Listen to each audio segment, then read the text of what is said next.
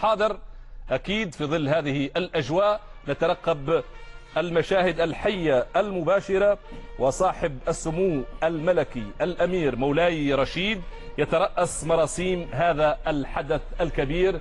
أكيد ستكون الأجواء استثنائية، وهي عودة لنقف عند محطة مهمة تعني الشيء الكثير لكل مكونات كرة القدم المغربية. وطبعا يعني بالمناسبة صراحة نتمنى الشفاء العاجل للعائل المغربي ملكنا محمد السادس نصره الله. وطبعا هذا تشريف، وربما الفريقين ربما سيتشرفون يعني بمصافحة يعني سمو الأمير مولاي رشيد، وهذا في حد ذاته يعني تتويج بالنسبة يعني الناديين نظرا للعمل يعني الجيد الذي يقوم به، وننتظر مقابله يعني من المستوى الرفيع، وطبعا يعني حضور جماهيري كبير، وطبعا يعني مع عدد من الشخصيات يعني المهمه سواء منها السياسيه او الرياضيه. كل مكونات النجاح اليوم حاضره الاخ ماجد.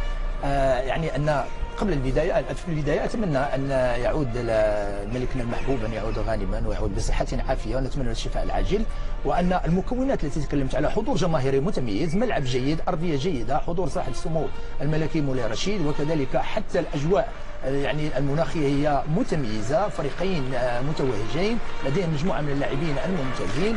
أظن أن اليوم سنستمتع بمباراة تكون تليق يعني كل التطلعات، تطلعات الجماهير، وكذلك تطلعات كل المحبين والمتابعين للدوري المغربي. النقطة الإيجابية ربما في الحدث، وأشرت ربما لهذا الموضوع في تدخل سابق، أن يتنقل الحدث ما بين عديد الملاعب الوطنية. صحيح، هذه وجهة نظر يعني سليمة جدا، أي أن الاتحاد المغربي فكر مليا وأعطى صبغة يعني تكافؤ الفرص بين بكل المدن المغربية، حيث كانت العديد من المدن المغربية تشتكي غياب كأس العرش عن أراضيها، وكذلك كان يمنون النفس لمشاهدة صاحب الجلالة الملك محمد السادس نصره الله، أو حتى صاحب سمو الأمير مولاي رشيد مباشرة، بعدما كان يقتصر مشاهدتهم سواء على التلفزيون، على شاشة التلفزة أو على الراديو. بالنسبة للحسابات، ربما الرأي العام الرياضي يرى المباراة مفتوحة وكل الاحتمالات واردة، حتى النقاد حتى المهتمين بالمجال تحديدا، كل شيء يظل وارد تحديدا في هذا الفاينل. وطبعا مباراة كأس بما فيها المعنى من كلمة، وطبعا أتمنى لو الربع ساعة الأولى تشهد يعني تسجيل هدف، حتى يعني نشهد يعني مباراة مفتوحة، حتى يعني تتلخبط يعني ربما هذه الحسابات التكتيكية الدفاعية للمدربين. أتمنى صراحة لو أنه يتسجل هدف، ربما ستعطي صبغة هجومية للفريقين، يعني لن يركن أي فريق للدفاع، وبالتالي سنشهد ربما مباريات هجوميه. وطبعا تسجيل الاهداف ربما هو اللي كيخلي المباريات تكون قيمه تقنيه وتكتيكيه يعني جدا ممتازه. ويوم امس ربما تابعنا يعني اللقاء المؤجل الرجاء المغرب التطواني 3-2 5 اهداف، واعطى يعني واحد قيمه تكتيكيه صراحه جيده للمباراه. نتمنى انه اليوم نشهد اهداف، وحتى يتمتع الجمهور والحضور الكريم. متعة كرة القدم تتمثل في الأهداف، لا نرى أهداف في هذا المباراة. أكيد الأهداف هي المتعة، وبالتالي اليوم احنا أمام مجموعتين، أي أن مجموعة أولمبيك خلبقة ومجموعة الفتح الرباطي تمثل مجموعة من اللاعبين الدوليين الذين يمارسون في المنتخب المحلي. أظن أن عليهم اليوم أن يثبتوا للجمهور أن هناك منتخب محلي يتمتع بإمكانيات ومهارات متميزة.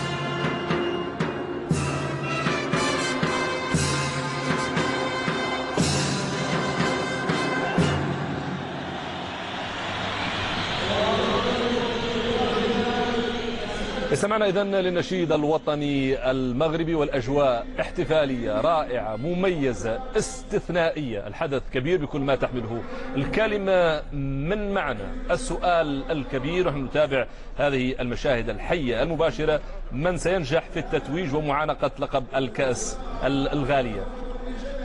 حسابات تختلف. ربما المدرب الذكي الذي يستثمر تجارب عديدة في هذا المجال قد يلعب بالأسلوب الذي يحقق له المبتغى ويحقق ربما مبتغى الجماهير.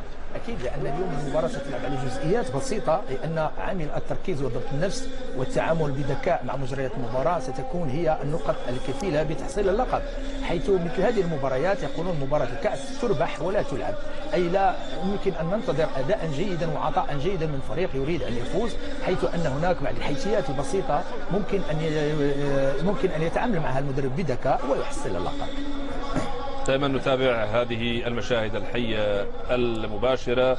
صاحب السمو الملكي الأمير مولاي رشيد في هذا اللقاء مع كل مكونات الفريقين، والمشاهد تعكس ربما محطة مهمة بالنسبة لهذه الأسماء التي تمني نفسي بأن تعيش هذه المحطات. وهذا طبعا أول حاجة يعني هنيئا للفريقين، إدارة، تقنيين، لاعبين، للحضور يعني والتشرف يعني للوصول لهذه المباراة النهائية. طبعا الكل يطمح لمعانقة الكأس، أكيد أنه الكأس ستلعب أو ربما اللقب سيلعب على جزئيات يعني بسيطة جدا، طبعا منها ربما التركيز طيلة المباراة 90 دقيقة، ربما أشواط إضافية، يعني محاولة استغلال أخطاء الفريق الخصم، الهدوء، التركيز، الاندفاع لما تكون يعني مطلوب وفي حدود يعني المعقول حتى لا يتأثر يعني الفريق ربما بنقص عددي، واستغلال خاصة يعني استغلال يعني هفوات يعني الفريق الخصم، وهذا ما شفناه ربما في عديد يعني من النهائيات.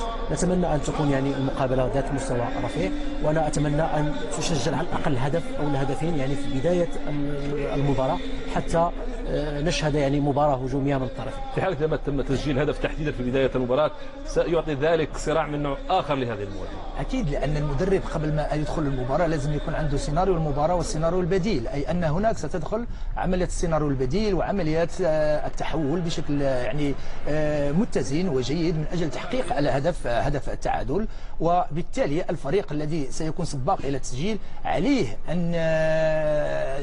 الحفاظ على الطريقة التي بإمكانها أن يحتفظ على الهدف وأن يضاعف من النتيجة. أظن أن اليوم أمامنا فريقين يحسنون اللعب الهجومي، خصوصا فريق الفتح الرباطي الذي يتمتع بهجوم متميز، بن جلول هداف الدوري المغربي، العروي باطا، لاعبين مهارات عالية وكذلك عندهم سرعة بديهة في خلق الفرص وكذلك خلق الفرص السانحة للتسجيل.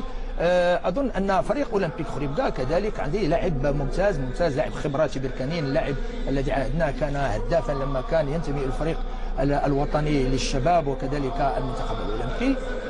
الفريقين اليوم أظن أن سيلعبان كرة جميلة، الفريق يصل إلى النهائي، ما عليه إلا أن يقدم للجمهور المستوى الذي يرقى إلى مكانة اللاعبين المتواجدين.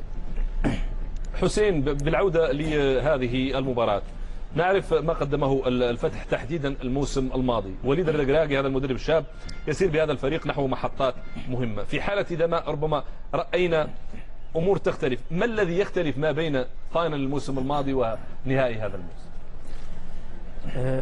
مما لا شك فيه أنه وليد الركراكي خاصة أنه ربح الكثير، باعتبار أنه يعني تقريبا قبل وصول النهائي امام نهضة بركان اللي فاز به، فاكيد انه لعب تقريبا 5 مباريات منها المقابله النهائيه، والكل تعرف انه المباريات النهائيه صراحه عندها واحد النكهه خاصه، عندها يعني طقوسها، الضغط يعني الكبير، الضغط الجماهيري الاعلامي، الضغط فريق الخصم، وهذه ربما استطاع يعني وليد الركراكي الموسم الماضي ان يتعامل معها يعني بشكل جيد، وبالتالي عانق الكاس. انا اظن انه اليوم الركراكي ربما اكثر حنكه، اكثر تجربه بعد ما يعني ربحه يعني الموسم الماضي. وطبعا كيف ما تكلمنا قبل قليل على انك ترجع للتاهل عبر بوابه الرجاء، خاصه وانه كنت منهزم في مباراه الاياب 3-1، انك ترجع وتسجل في اخر 8 دقائق يعني هدفين على الرجاء، فهذا ليس بالسهل. هناك ثقه كبيره في المجموعه، هناك قوه ذهنيه اللي ممكن تخلي وليد الركراكي انه يرجع للواجهه يعني من جديد في هذه الامسيه. بالنسبه لاحمد العجلاني، بالنسبة لأحمد العجلاني أظن أنه اليوم يلعب التحدي كما كرابع نهاية. أظن أن فوز فوزه بكأس العرش سيثبت مكانة هذا المدرب على رأس الإدارة الفنية لفريق أولمبيك خريبكا، كما أثبته السنة الماضية عندما وصل بالفريق إلى وصيف البطل اللي هو فريق الوداد، وقدم مستويات جيدة، وحتى أفسد العرس على فريق الوداد البيضاوي حيث فاز عليه في الدار البيضاء في المباراة الأخيرة.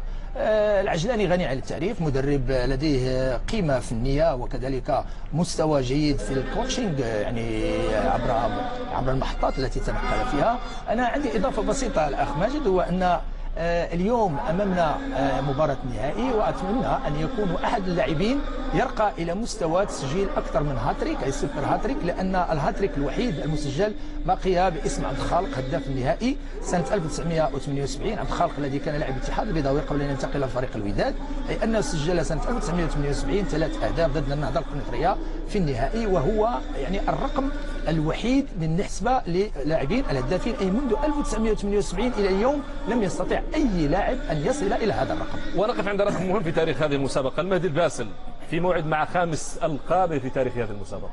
طبعا يعني الصدفة سبحان الله أنه هناك لاعب يلعب يعني أكثر من 5 يعني نهائيات، وهناك لاعب مميز في نفس الفريق وعبد السلام بن جلون، لاعب دولي، وصراحة ربما أول نهائي يلعبوا هذه السنة هذه. صراحة يعني هنيئا للاعبين، ونتمنى أن يقدموا مستوى جيد اليوم في هذه الأمسية، وإن شاء الله يعانقوا اللقب. هذا ما نتمنى. أخ ماجد، فيه نقطة مهمة، هو أن المباراة عندها عامل، هو أن الحرش هو حكم المباراة.